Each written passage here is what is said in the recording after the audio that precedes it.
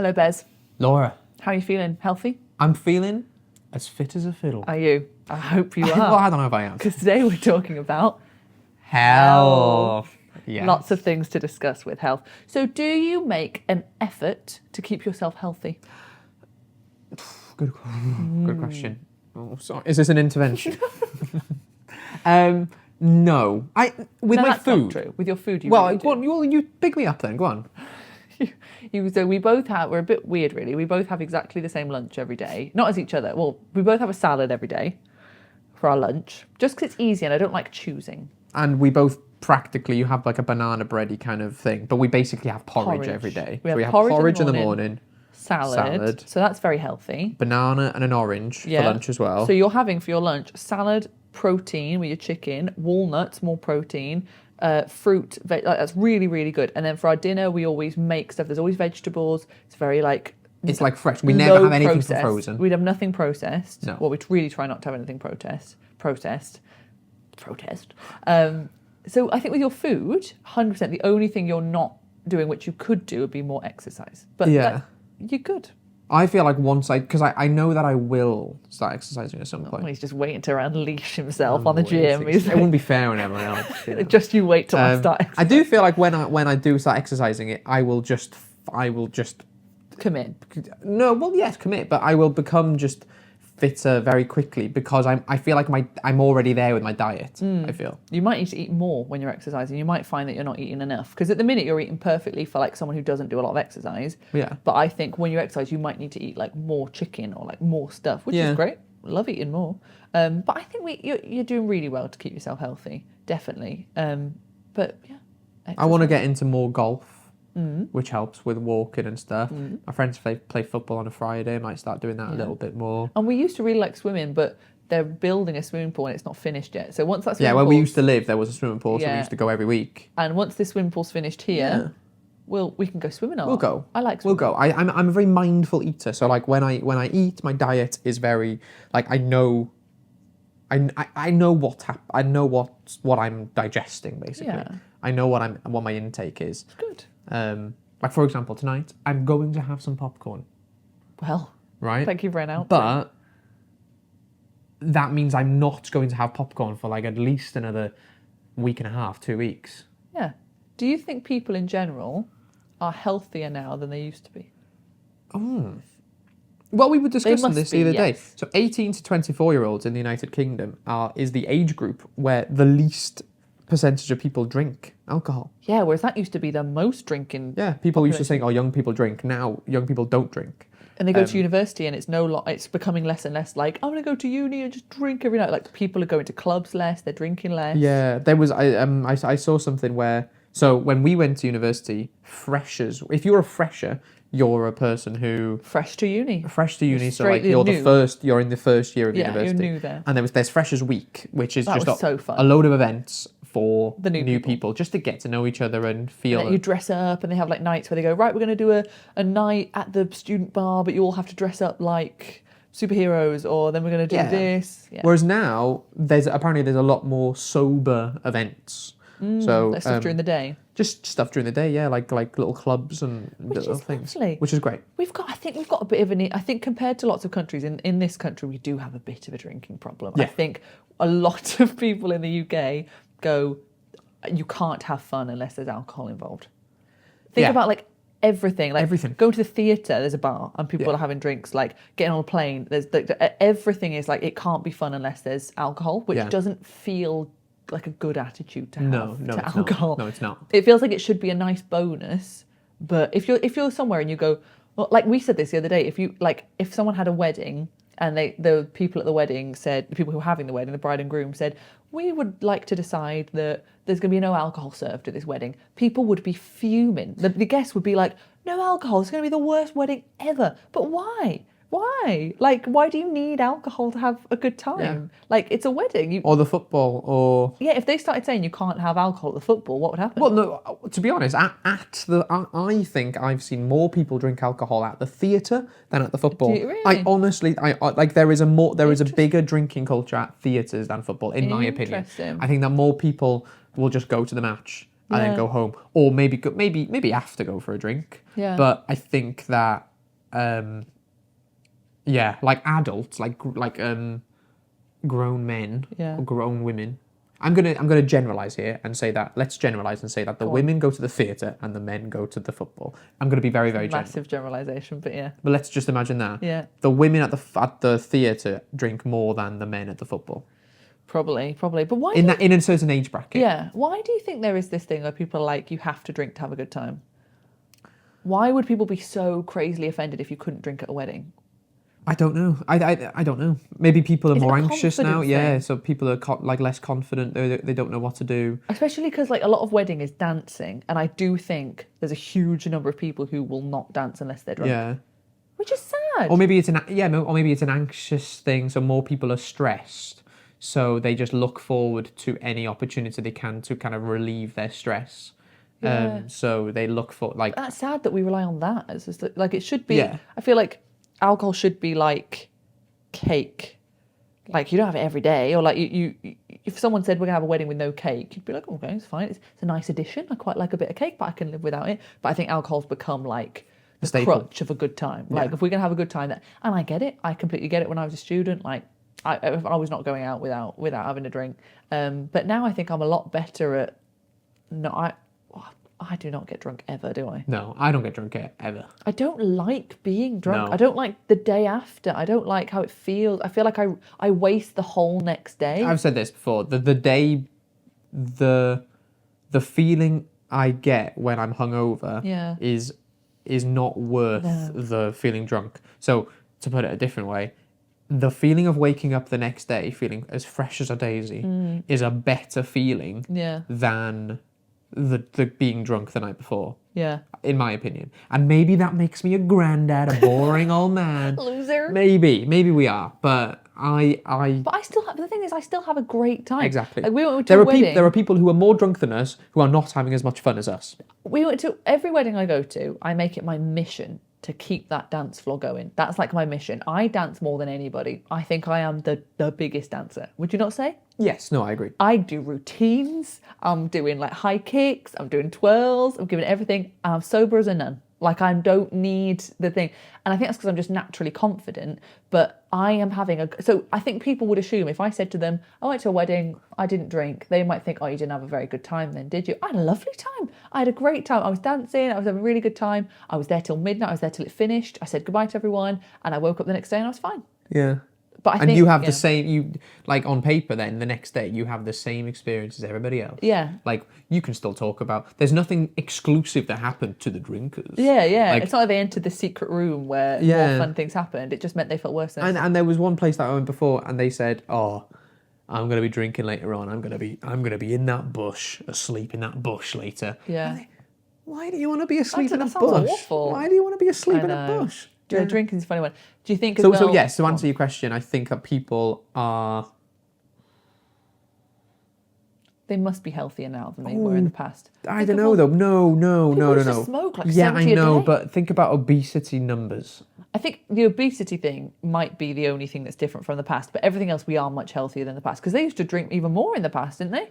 Oh well, yeah. I mean, used to be maybe. crazy. Please correct me if I'm wrong, historians. But basically, like you couldn't really drink water really much. So like the only thing that was safe to drink was like things that were fermented and stuff. So like wine and beer was. And people would smoke in 70 a day, drunk. go into offices that had like arsenic, is that what it is? In the walls and everything, lead, poisoning. Like I saw a we're video. definitely I saw a healthier. video of Grand Central Station in New York. Right.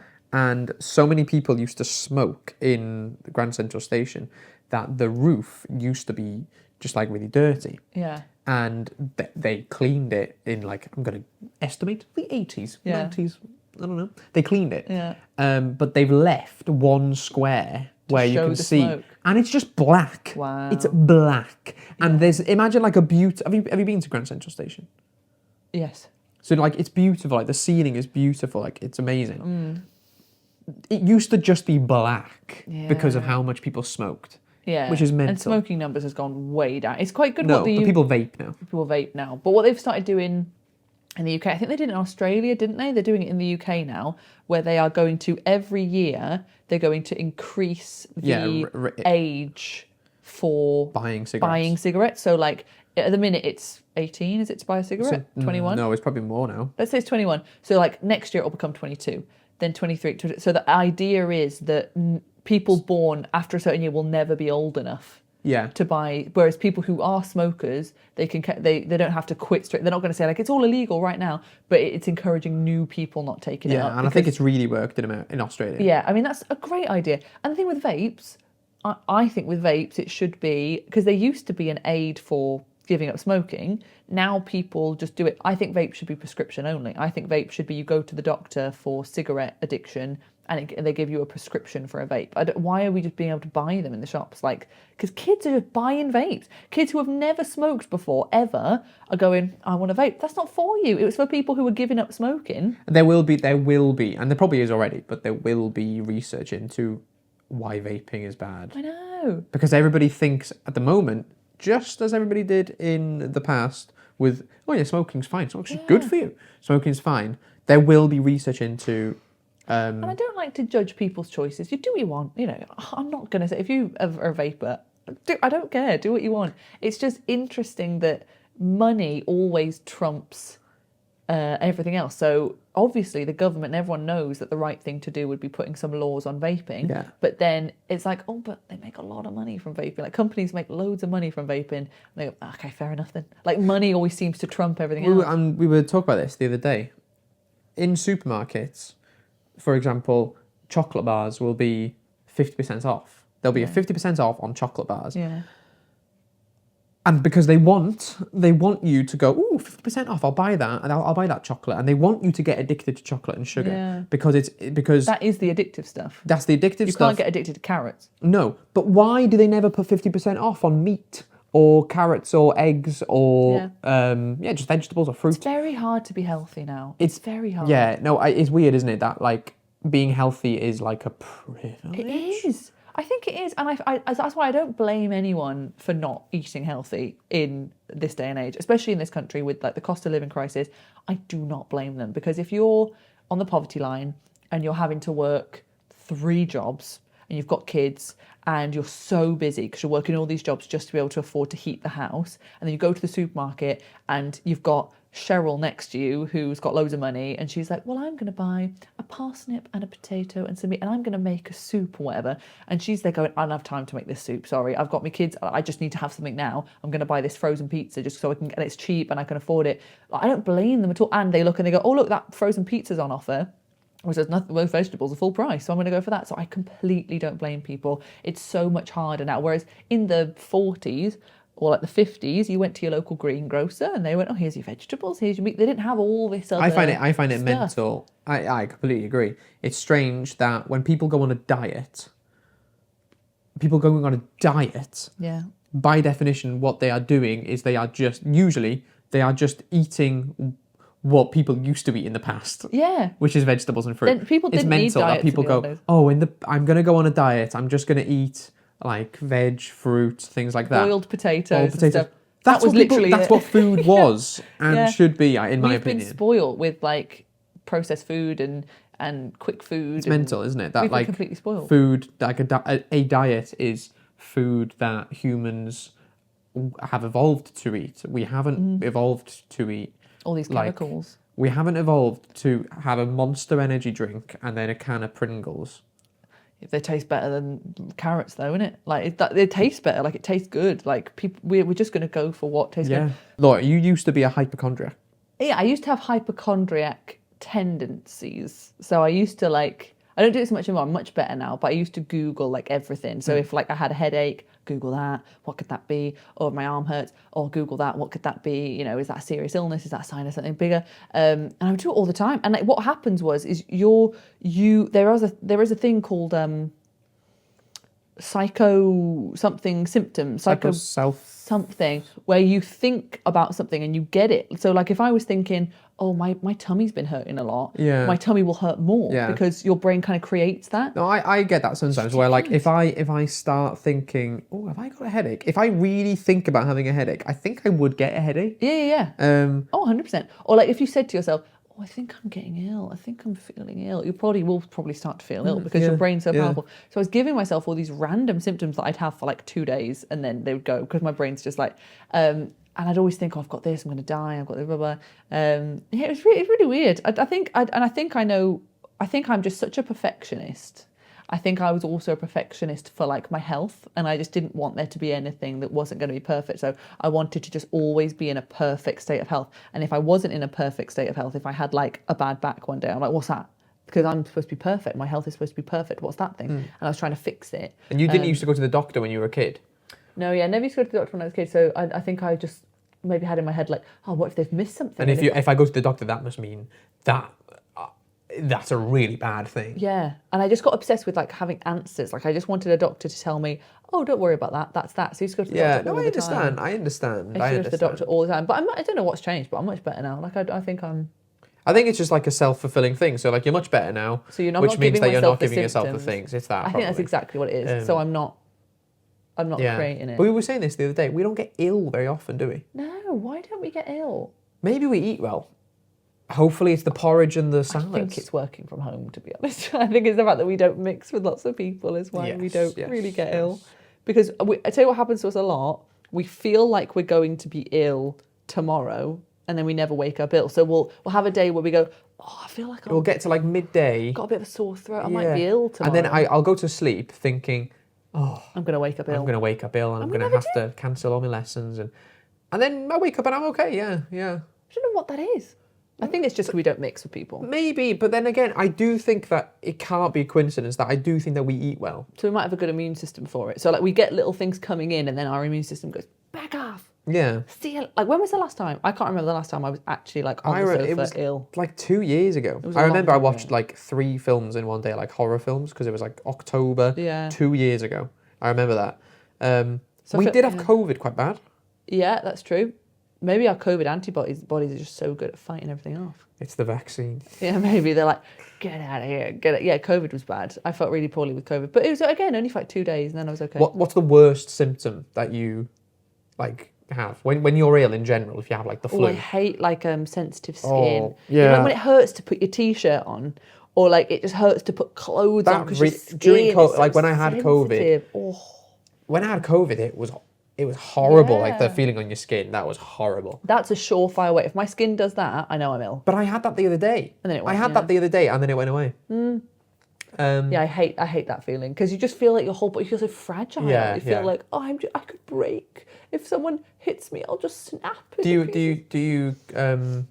agree with it? So sometimes I feel, oh, there's some novelty to being ill. Like, oh, on the sofa in my pajamas, or whatever. But then when you've got it, you go, I hate this. This is horrible. Oh yeah. And then when you are ill, when I'm ill, I always think, oh, I can't wait until I'm better. I'm going to appreciate every single second. You're like, when I'm better, I'm going to just take life by the reins and go and do things and like be outside. You never do. But I think there's a perfect level. For me, it's headaches. Yeah. I don't really get headaches. I can't believe that. I can't believe that you just don't get headaches. I'm a tummy ache person. I'm not a headache person. That's true. I don't really get tummy aches very often. I think you're either a headache person or a tummy ache person. And sore throats. Like I don't really get sore throats. No, when I say... When I'm ill in general, so I have the lot. I have headaches. Yeah. I'm sneezing. I've got my sore throat. I'm coughing. Yeah, it's awful. I've got me skin. What do we call it? Chicken skin. I think we call it chicken skin because it feels like your skin's fragile like chicken skin, but I don't think that's what it's actually called. No. Some people call it butterfly skin. Butterfly skin, that's it. Yeah, because it's like so sensitive, like a butterfly wing. Some people call it butterfly skin. So all of those things, the thing that gets me is the sore throat thing and the headache. But the sore throat in particular, because it hurts to talk, you can't swallow. Like when you've got like saliva. Hurts, like, I it's can't even awful. eat. What do you eat when you're ill? Typical, if I was ever ill home from school, my mum would come in with a plate and there'd be a sandwich, some crisps and like a little chocolate bar. And that would be the most typical, like, I'm ill kind of dinner. It was you have that now sometimes. That's your lunch sometimes, nice. Quite occasionally. Comforting. Quite like, oh, I'm having a little... But there is a perfect level of being ill. Like when you said there's a nice novelty, there is a perfect level where you're just a little bit ill, enough to sit on the sofa and not do anything, but you're okay, really. You can just sort of cuddle up. And it's good. For me, it was eggs. Eggs? Oh, I wouldn't want that if like egg and soldiers. No. I want like processed food if I'm feeling that very well. Oh, a lovely bowl of soup. Staying home from school when I you're can see ill, that'd be nice. having like On soup. a cold day. On a cold day, it's like kind of... I remember there was one time where it was like snowing, and I was ill, Oh, nice. and I watched like a DVD of some kind of, I think it was Blackadder, some TV show in the UK, and had me soup, had the fire on in the living room. It's just lovely. I do think, I think we should every day be so grateful for our health as well. I think like that's one thing that people don't do. I think if you're healthy and if you're able to wake up, walk to the kitchen, make yourself a coffee, go to work, we should be so grateful for that. That's great because like so many, when you're like young, I think we just think about, I just want money and I just want to do stuff. Whereas as you get older, you probably value health a lot more. And so I really try to, every day I feel good. I'm like, so many people would love to feel as good as I do right now. Like so many people would pay millions to feel as healthy as I do. Yeah. And so I really try to be very grateful for it. And maybe that's what's helped with my hypochondria thing, just being like, the fact that I'm here talking, working, walking around, that's so amazing, and I'm so much healthier than so many people, so I'd be really grateful for that. I was watching a podcast and they were saying that they would give, I think it was you were saying this about the Australian people, Hamish and Andy. Oh yeah. And there was Richard Branson, who